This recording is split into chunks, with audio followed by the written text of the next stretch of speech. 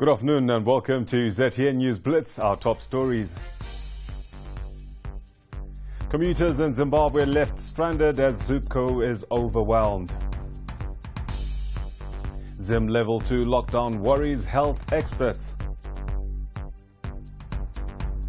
ZIM opposition leaders recalled from Parliament. And in sport, ZIM football calendar to align with global leagues.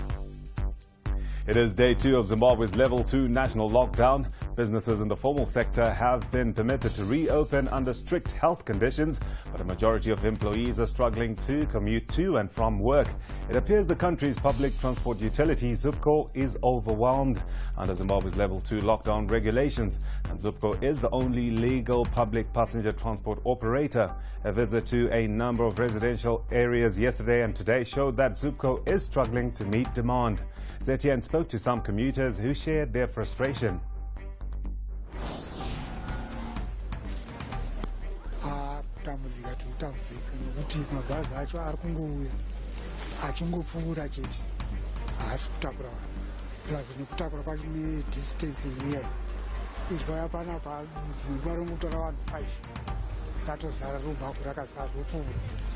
Dambudziko mabhazi mashoma mwanangu. Mabhazi mashoma rutaka wayapedza panapa pa2 apo. Anopfurira ngoyako anongoyakazara. Meanwhile, Zupco insisted has capacity to meet demand. What we observed yesterday, there was an increased number of passengers traveling. In the last lockdown, the last stage of the lockdown, we were using only the conventional buses, the big buses, to carry our passengers. But now what we've observed is we need to increase our capacity. So if you remember, we still have franchised omnibuses that are under our banner. So those are going to be introduced also to make sure that we alleviate the transport challenges. While the Zimbabwean government has established measures to ensure the economy gets moving again, experts say robust credit lines will make the task easier. Zimbabwe National Chamber of Commerce Chief Executive Chris MUGAGA says the recently announced $18 billion stimulus package is welcome, but should have been rated to the parallel market rate for it to make business sense. We hope the 18 billion should be addressed in the same way of the subsidies we are seeing.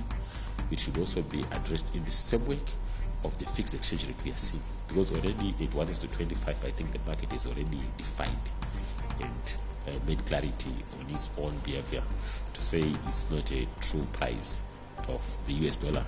And if the 18 billion, any portion of it is to be doled out in hard currency, therefore what it means is there are some people who are literally going to be looting the bank because they'll be getting it in unusually low levels than what could be the right price of the US dollar. Meanwhile, health experts in Zimbabwe are worried about the decision by government to make companies arrange for their employees to be tested for COVID-19 before resuming operations. Zimbabwe moved to level 2 of national lockdown, where businesses in the formal sector are allowed to operate on condition that employees are tested first, amongst other requirements. But Harare City Health Director Dr. Prosper Chonzi believes the quality of tests may be compromised, as most companies are likely to use the more affordable rapid test kits, whose results will be inconclusive and may need further verification. My only concern is to do with the quality of tests. If people are now being asked to go and procure any test and they bring them to the health worker, for the health worker to then carry out the test, so that we know that the quality of the test itself is good, then the quality of the work done by the health worker is also good. Zimbabwe Medical Association President Dr. Francis Chirowa is worried about the cost of testing and availability of test kits. The private sector, yes, it's now started testing, but this is where your issue of the cost comes in. On average, the rapid diagnostic test RDT costs between 25 and 35 US dollars, 25 and 35 US dollars. These are huge costs, and it is not sustainable for any company whatsoever. Health Secretary Dr. Agnes Mahomva is yet to respond to emailed questions on how government plans to ensure companies comply with the new regulations in order to have workers tested before resuming operations. Now, Zimbabwe opposition party MDC-T has recalled senior party officials from Parliament. Secretary General Charlton Wende, National Chairperson Tabita Kumalo and Chief Whip Prosper Mtseami were recalled today in a letter read out by National Assembly Speaker Advocate Jacob Mudenda. Earlier this year, Advocate Nelson Chamisa lost a court battle to Thokozani Kupe over ownership of the MDC name, logo, property ownership and finances. The ruling was given by Chief Justice Luke Malawa in the Supreme Court of Zimbabwe. Meanwhile, employers fear they may be overwhelmed by costs of testing their employees. Employers Confederation of Zimbabwe President Dr. Israel Murefu speaks. I think, it's one of those things which we thought maybe consultation would have been important, because a lot of people are running around to find out the cost and also find out who can assist them and also how frequent the tests are required and so forth. So we are in a bit of a quandary now, but we have to seem to be complying with the regulations. So we are looking for quotations for people that could test. Various companies are looking for quotations. And I think depending on the quotations given, one will then be able to say whether it's affordable or not affordable. Zimbabweans this morning heaved a sigh of relief when fuel prices were reduced, albeit marginally. According to a price schedule released by the Zimbabwe Energy Regulatory Authority this morning, petrol and diesel prices have dropped by 77 cents and 68 cents respectively. The adjustment is with effect from today, and petrol will now retail at $21 per litre, as diesel will be going for $20.84 per litre on the pump. This comes on the back of an oil surplus being experienced globally, despite an increase in duty on fuel announced last night. We cross over to Ndaka Majaka for more. Zimbabwe's power and energy regulator has announced a decline in fuel prices with effect from today. According to a price schedule released by the Zimbabwe Energy Regulatory Authority, Blend will now cost $21, down from $21.70. At the pump, diesel will be retailing at $20.84, down from $21.52. This follows a global oil glut that has seen a decline in oil prices globally. Last night, Zimbabwe hiked the duty on fuel imports. Market watchers contend that the price decrease announced this morning could have been higher had government not hiked duty import requirements last night. We come back to you in the studio. A number of traders were left in a tight spot after a fire gutted the shop they were operating in last night. An array of products worth more than $10,000 were destroyed in the fire. However, when our news team visited the scene, city authorities could not ascertain the cause of the fire. Takuji Hambakwe gives us more. Hours after an inferno destroyed the Dubai Center along Rizende Street, smoke still bellows from the remains as those who used to operate in it look on in despair. Nobody knows what caused the fire, but there are suspicions that thieves could have raised it in a bid to destroy evidence. City of Harare officials are still conducting investigations. Investigations are still ongoing. Information collected so far is inconclusive.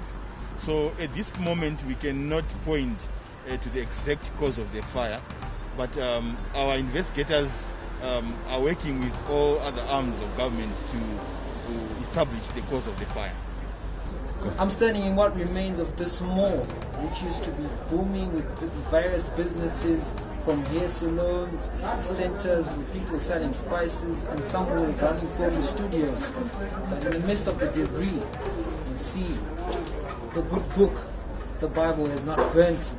We managed to speak to some of the traders who were using this premises to hold businesses for as long as 15 years, and they've been counting their losses since hearing the news of the fire. I was trading in baby wear, some phone accessories, computer accessories, and computer software, and also some clothes for adults, and some shoes also, and bags. For me, I can estimate at about maybe $5,000 to $6,000 American dollars. I lose two photo printers, big ones. I print them photos from passport photos from U3 sites. And I lose some cameras, Canon cameras. I lose laptops, 2 laptops. I lose photo frame, picture frames. I think some Some of the traders are calling on government to assist in any way they can with funds from the recently announced $18 billion COVID-19 business relief package. Pane kunzwa kwatiri kuita kuti kune mari iri kupiwa ma-SMEs though inini hangu handisina kunge ndakaisa zita ikoko. Dai taikwanisa vomva vakurumidzawo kuona kuti apa paita dambudziko vosvobvunza vanhu kuti vanhu vanga vari vangani vopuwa rubatsiro.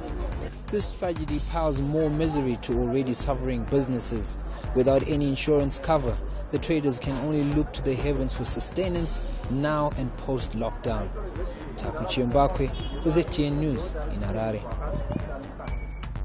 A 5-year-old boy with $3 in his pocket was pulled over by U.S. police while driving his parents' car to California to buy a Lamborghini. The boy left its SUV after arguing with his mother, who said that she would not buy the luxury car for him. The starting price for a new Lamborghini is around $200,000. Moving on to sport, the Zimbabwe Football Association says the football season could start in August or September, which could see the local league aligning with global leagues. FIFA confirmed the news following an executive committee meeting on football body, which was held on Sunday. On the resumption of the league, and it also noted that the major leagues of the world were planning around August or September, being the dates when the league is going to commence operations. So we are planning tentatively around those dates, but again this will be guided by directives from our government, CAF and FIFA. Meanwhile, FIFA is set to offer its affiliate members financial relief packages after football operations were affected by the coronavirus.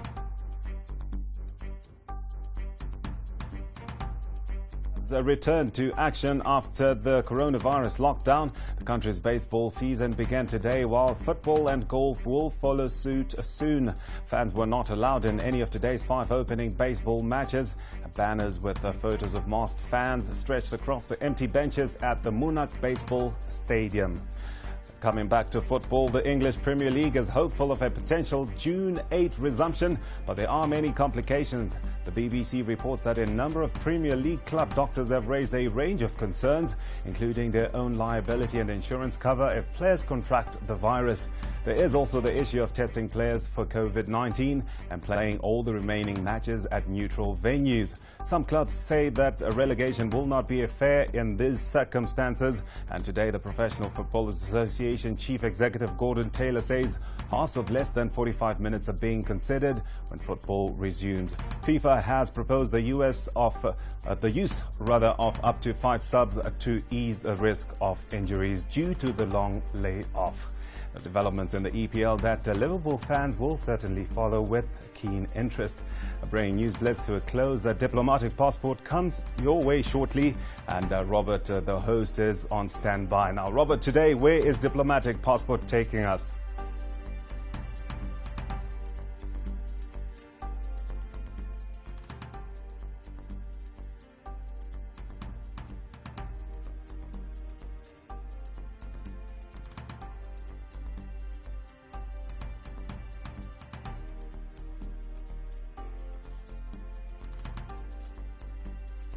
People on our social media streets, as it were, on Twitter and Facebook, very important people like Nigel, the slick pastor Maritinho, and I've also got Mnyarazi Mitchell Gumbo, who's going to be a guest, and we're going to be talking about these Twitter streets because they're very, very vile at the moment, because we're spending a lot of time online on social media. So how do you navigate these streets as a social influencer? We're going to be hearing from those people today in a few minutes' time. Thank you so much, Robert Mukundiwa, the host of Diplomatic Passport. We will be looking at social impact of the coronavirus. Certainly looking forward to that. Don't miss that. It's coming up shortly after News Blitz. For more news, you can visit our website, ztn.co.zw. Also our Twitter page at ZTN News to give us your comments and feedback. Thank you for watching.